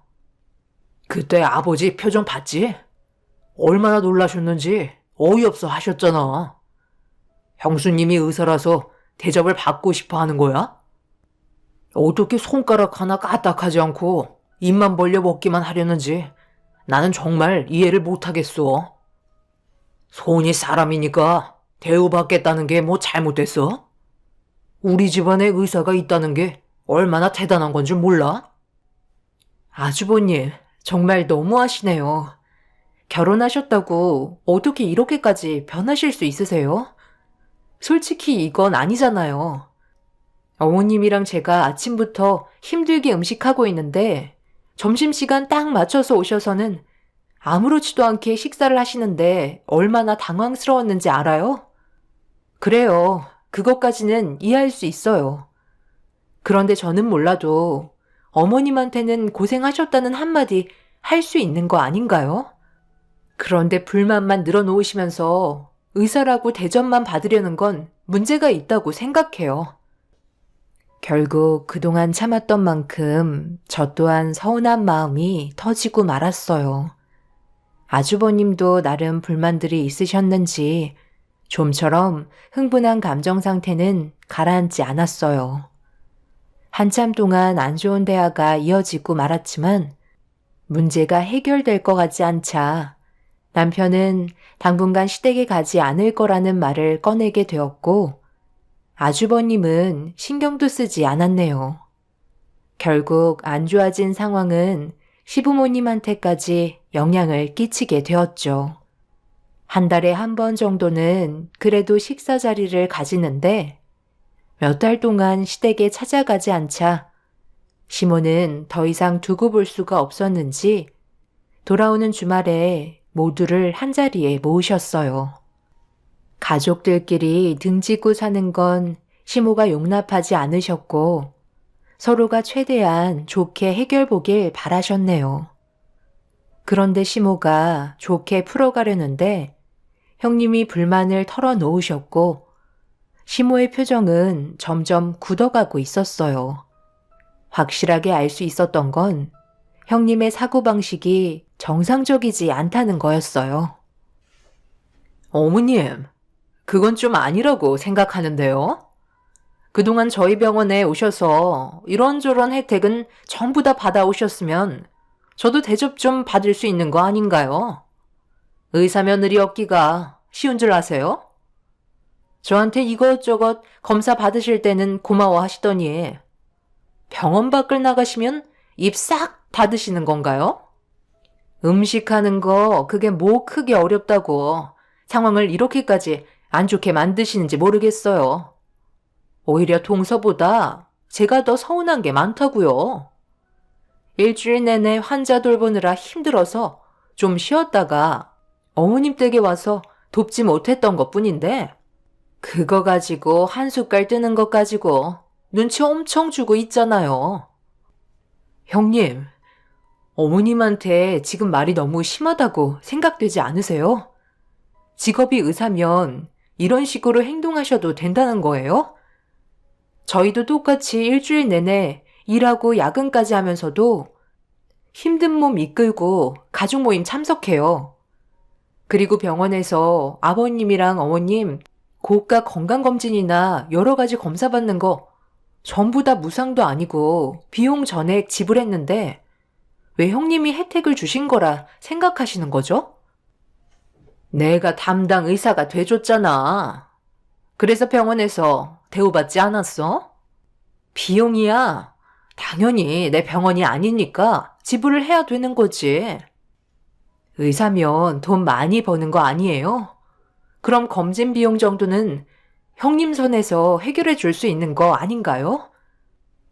형님은 뭐가 문제인지 전혀 인지하지 못하셨어요. 어떻게 의사가 됐는지 이해할 수 없을 정도였죠. 결국 이런 식으로 가족들과의 안 좋은 분위기를 조성하다 보니 어떻게 해야 할지 몰라 다들 당황하기만 했었습니다. 서로 좋게 눈치껏 움직이면 되는 문제를 혼자서만 편하게 모든 걸 누리려는 형님의 행동을 저희 부부도 그렇고 시부모님께서도 차라리 신경 쓰지 않고 지내기로 결정하게 되었네요. 형님이 들어오기 전에는 잘 지내고 있었기 때문에 형님이 있어도 평소처럼 생활하는 게 모두의 정신건강에 이롭다고 판단을 내리게 된 거였죠. 그렇게 형님의 성격이 원래 그런가 보다 생각하며 현실을 받아들이면서 살게 되었어요. 그냥 내려놓고 지내다 보니 어느 정도 마음은 편해지게 되었지만 형님이 식구로 들어온 지 5년이 지났음에도 여전히 눈에 가시 같은 행동들은 바뀌지 않았어요. 그런데 이번 추석 때 그동안 있었던 일들과는 비교도 안 될 정도로 엄청난 일이 터졌고 저희 모두 형님의 행동을 어떻게 받아들여야 할지 몰랐어요. 시모가 명절이 오기 전부터 건강에 문제가 생기셨었는데 시간이 지나면 괜찮아질 줄 알고 계셨는지 무작정 참고만 계셨습니다. 그런데 제때 관리를 해주지 않아 지독한 몸살에 걸리게 되셨고 시모는 결국 명절날 누워 계셔야만 하셨어요. 그렇게 되다 보니 저에게 미안해 하셨지만 어쩔 수 없는 상황인 만큼 작년과는 다르게 할 수 있는 만큼만 적당히 음식을 준비하기로 결정하게 되었습니다. 시모가 워낙 손이 크셔서 명절날만큼은 음식을 정말 많이 만드시는데 안 좋은 상황인 만큼 간소하게 먹을 음식만 준비하게 된 거였죠. 그렇게 모두가 한자리에 모인 상황 속에서 시모는 방에서 나오지 못하고 계셨고 의사인 형님은 몸살로 일어나지 못하시는 시모의 건강 상태를 확인한 뒤 그냥 단순 몸살이니 며칠 알아누우면 회복하실 거라며 더 이상 아무런 조치도 해주지 않았어요. 그리고 저는 주방에서 화장실 가는 거 빼곤 움직이지도 못한 채 음식을 만들고 있었고 남편과 시부는 마당에 하자보수를 하고 계셨습니다. 그런데 아주버님과 형님은 아무것도 하지 않고 거실에 앉아 TV를 시청하고 있는데 그 모습을 보고 있는 저는 화가 점점 끓어오르기 시작하고 있었어요. 형님과 결혼하기 전에 아주버님은 그래도 뭐든지 함께 움직이며 나서줬었는데 형님이 들어오고 나서부터 의사 며느리 앉혀줬다고 하나부터 열까지 전부 다 대접받길 원하고 있었습니다. 그래도 시모와 한 얘기가 있어서 참고 넘어가기로 했었어요. 1년에 한 번뿐인 추석 명절이기 때문에 안 좋은 분위기를 만들고 싶지 않아서 그냥 신경 쓰지 않고 제 일을 하고 있었죠.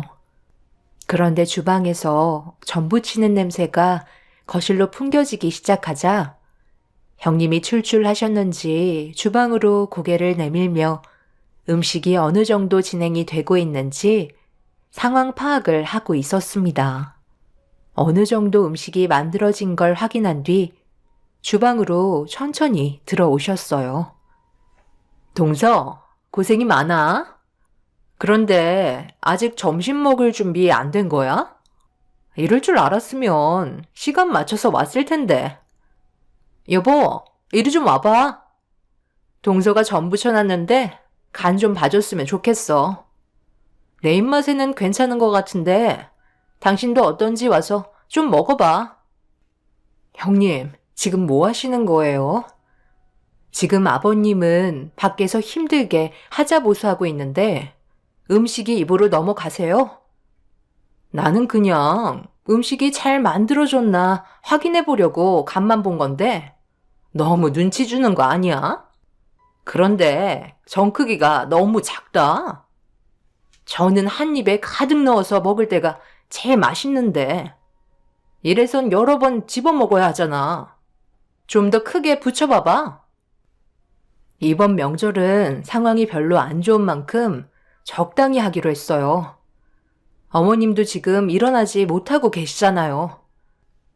큰 병도 아니고 몸살 정도는 털고 일어날 수 있는데 나이 드셔서 엄살 부리시는 거야. 그런 거 있잖아. 괜히 음식하기 싫으셔서 미리부터 몸이 안 좋다고 밑밥 깔으신 거지. 내가 봤는데 어머님 크게 아프신 것 같지도 않더구만. 형님이 의사시면 여기서 입이 찢어질 정도로 만들어 놓은 음식들 드시지 마시고요. 어머님 좀 살펴드리세요. 동서가 모르는데 나이 먹은 사람들일수록 관심받고 싶은 마음이 커서 작은 것도 일을 크게 만들려는 경향이 있다니까. 그래서 무슨 말이 하고 싶으신 건데요? 도와주시지 않으실 거면 이제 그만 나가주시겠어요? 지금 너무 정신없거든요? 전이 좀 짠 거 같은데? 재수씨, 음식 맛이 좀 변했네. 엄마가 한 음식이 훨씬 더 맛있는데 당신이 말한 대로 전이 좀 작네. 형님과 아주버님은 입에 기름칠이 범벅이 될 정도로 양껏 드시곤 음식에 대한 불만만 늘어놓으신 뒤 거실로 나가셨어요. 아무리 개념이 없다고 해도 그렇지 이건 정말 아니다 싶었죠.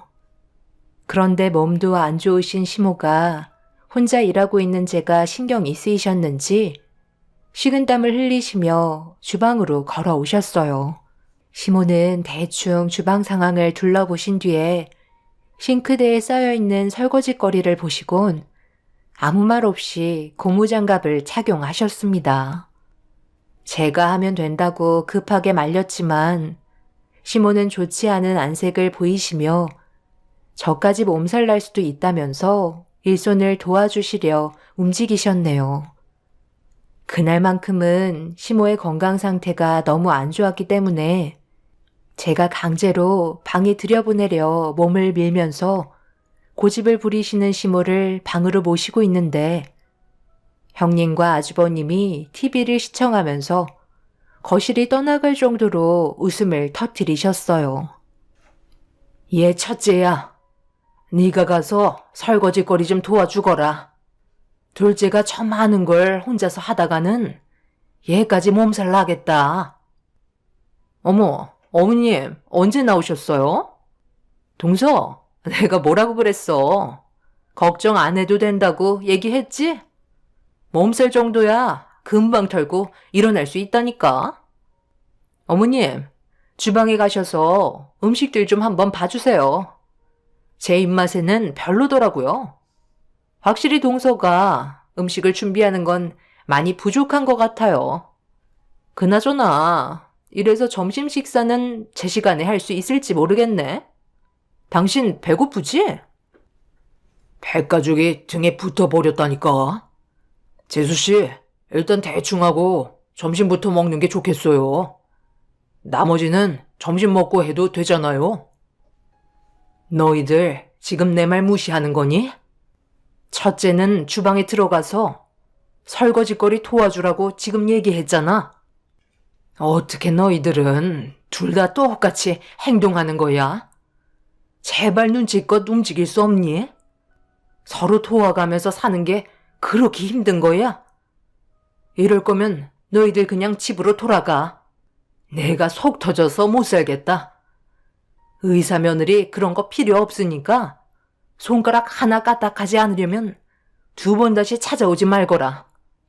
내가 명절날에도 너희들 때문에 스트레스 받으면서 보내야 하니? 어머님 정말 너무하세요. 언제는 집안에 의사 며느리 들어와서 집안이 산다고 좋아하시더니 이제는 필요 없다는 거예요?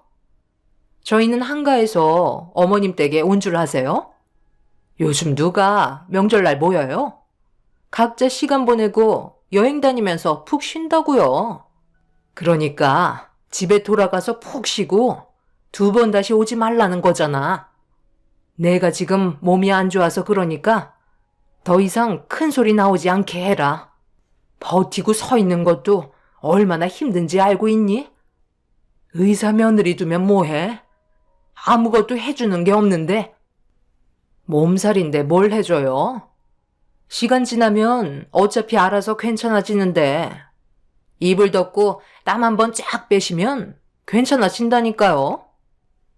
여보, 그냥 우리 집으로 돌아가자. 이런 분위기에 음식이 넘어가겠어? 내가 그랬잖아. 어머님 댁에 와봤자 눈치만 준다니까. 형님은 소파 옆에 있던 손가방을 들고 일어나더니 정말 밖으로 나가 버렸습니다. 아주버님은 안 좋은 표정으로 시모에게 힘들게 시간 내서 왔는데 꼭 이런 식으로 행동하셔야 했냐고 되려 더 큰 소리로 화를 내시곤 형님 뒤를 따라 나갔어요. 밖에서 차 시동이 걸리는 소리가 들렸고 시부와 남편이 급하게 거실로 들어와 당황하시면서 무슨 일 있었냐고 물어보셨네요. 시모는 너무 큰 충격을 받으셨는지 그 자리에 털썩 주저앉으시곤 며느리 하나 잘못 들어와서 살 날 얼마 남지 않은 인생 말아먹었다고 정신적으로 힘들어 하셨어요. 남편과 저는 주저앉으신 시모를 방으로 모셨고 남편이 대신 주방 일을 도와주었어요. 그렇게 형님과 아주버님이 없는 명절을 보내게 되었고 가라앉은 분위기는 모두의 기분을 안 좋게 만들었어요. 그렇게 명절이 지나고 시모는 예전처럼 건강을 되찾을 수 있었고 형님네와 연락 없이 지내며 시댁에 왕래하는 게 오히려 속이 더 편하게 느껴질 정도로 저희 집안 식구들이 피하고 싶은 존재가 되어버렸네요. 그런데 명절 이후 연락 한 통 없다가 최근에 김장철이 되자 형님이 저에게 전화가 왔어요. 시댁에서 언제 김장하냐고 물어보길래 잘 모른다고 답해 드렸어요. 그래야 김장할 때 마주치지 않고 스트레스 받을 일도 없을 테니 언제 김장하는지 알고 있어도 알려주지 않았죠. 그렇게 형님이 전화를 끊으시곤 몇 시간 뒤에 저에게 문자 한 통을 보내셨어요. 형님이 시모와 통화를 하셨는지 김장을 언제 하는지 알려주셨다고 그때 얼굴 보자며 상당히 들떠있는 듯한 문자 내용을 확인할 수 있었습니다. 시모에게 곧바로 전화를 걸어 또다시 안 좋은 일이 생길 건데 왜 김장 날짜를 알려주셨냐고 여쭤보니 시모는 그래도 가족인 만큼 끊을 수 없다면 받아들여야 하지 않겠냐고 김장날 보자는 말 한마디 하시곤 전화를 끊어 버리셨습니다.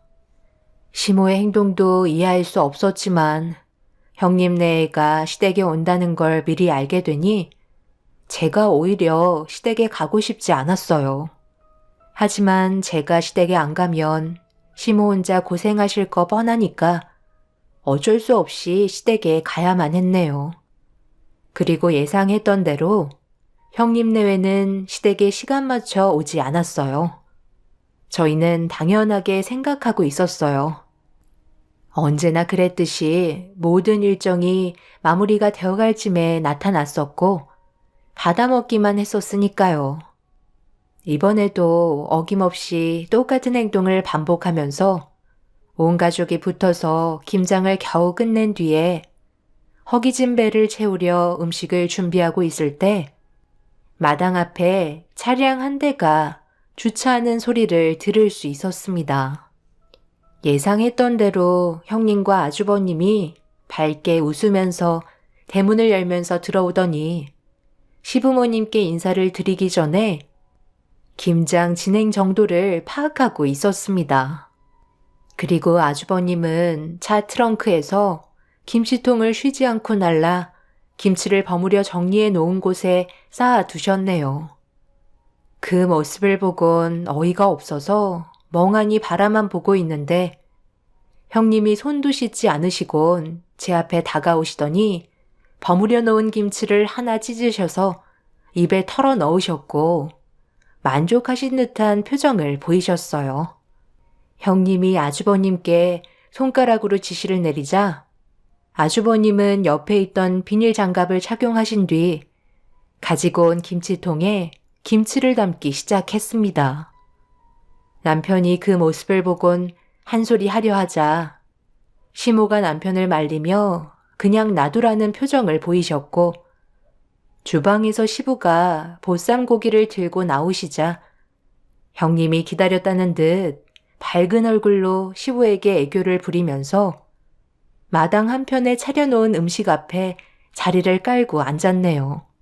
저희 가족들은 허리가 찢어져라 김장을 했는데 형님과 아주버님은 입이 찢어져라 보쌈을 먹고 있었습니다.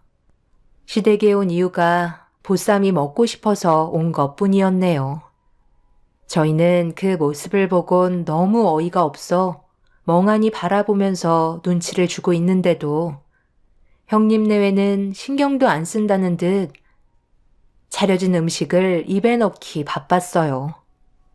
저희는 그저 때만 되면 의사인 형님에게 음식을 차려주는 가정부 같은 역할밖에 되지 않는 존재 같아 보였습니다. 일단 저희도 하루 종일 고생을 했었기 때문에 모두가 자리에 앉아 식사를 이어나갔어요. 남편과 저는 화가 많이 났지만 시모가 조용히 넘어가자는 말에 아무 말도 하지 않고 참고만 있었네요. 그렇게 식사가 끝이 나자 시모가 옆에 있던 가방 안에서 무언가를 꺼내셨어요. 그리곤 저에게 흰 봉투 하나를 건네셨고 그동안 며느리로서 고생했던 게 너무 고마웠다며 금일봉을 하사하셨네요. 봉투 안을 열어보니 생각지도 못한 금액의 액수가 들어있어서 너무 놀라 입을 다물지 못했었어요. 시모는 애들한테 필요한 거 해주고 나머지는 저희 부부가 필요한 데 사용하라며 넉넉하게 넣어주셨습니다. 그동안 고생했던 것들을 알아주시는 것 같아 저도 모르게 시모 행동에 감동을 받아 눈시울이 붉어져 눈물이 흐르고 말았어요.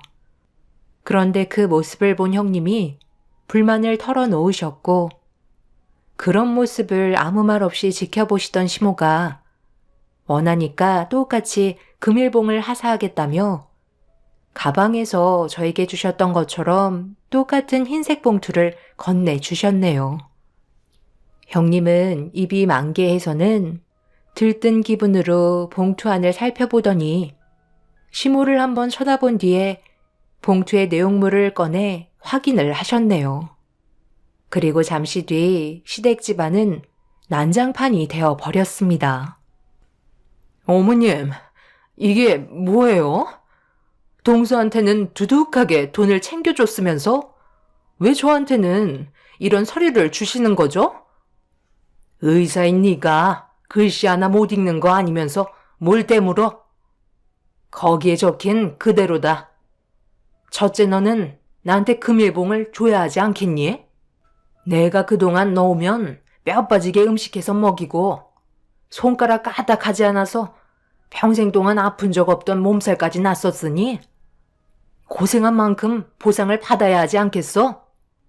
내가 드라마에서 보니까 의사 며느리는 시애미한테 억소리 나는 명품들 선물해주고 용돈도 두둑하게 챙겨주던데 너도 그 정도는 해줘야 하지 않겠니? 사람이란 동물이 참 웃긴 게 호의가 계속되면 그게 권리인 줄 안다니까. 오늘도 힘들게 만들어 놓은 김장김치 싹 다 차에 실어놨잖아. 그리고 입이 찢어져라 보쌈 먹었으니 나도 그에 따른 보답을 받아야 되겠다. 뒷장도 있으니까 한번 보거라. 금일봉 5억을 주지 않을 시 내 아들이랑 이혼을 하던 아니면 평생 인연을 끊고 살던 둘 중에 하나 고르거라. 이혼을 한다면 너 갈 길 가면 되는 거고 내 아들이랑 살면서 인연을 끊겠다면 2번 다시 내 눈앞에 뛰지 말거라.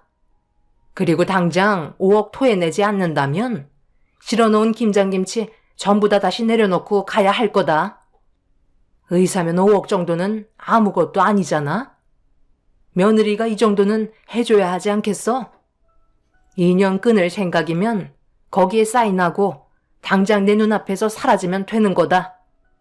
만약 어떠한 이유에서라도 또다시 나타난다면 그땐 각서에 적힌 내용대로 5억을 토해내야 할 거야. 그리고 큰아들 너도 더 이상 내 아들이 아니니까 2번 다시 연락하지 말고 네 마누라랑 잘 먹고 잘 살도록 해라. 너희 아빠랑 벌써 대화 끝났고 모든 재산은 둘째한테 넘기기로 했다.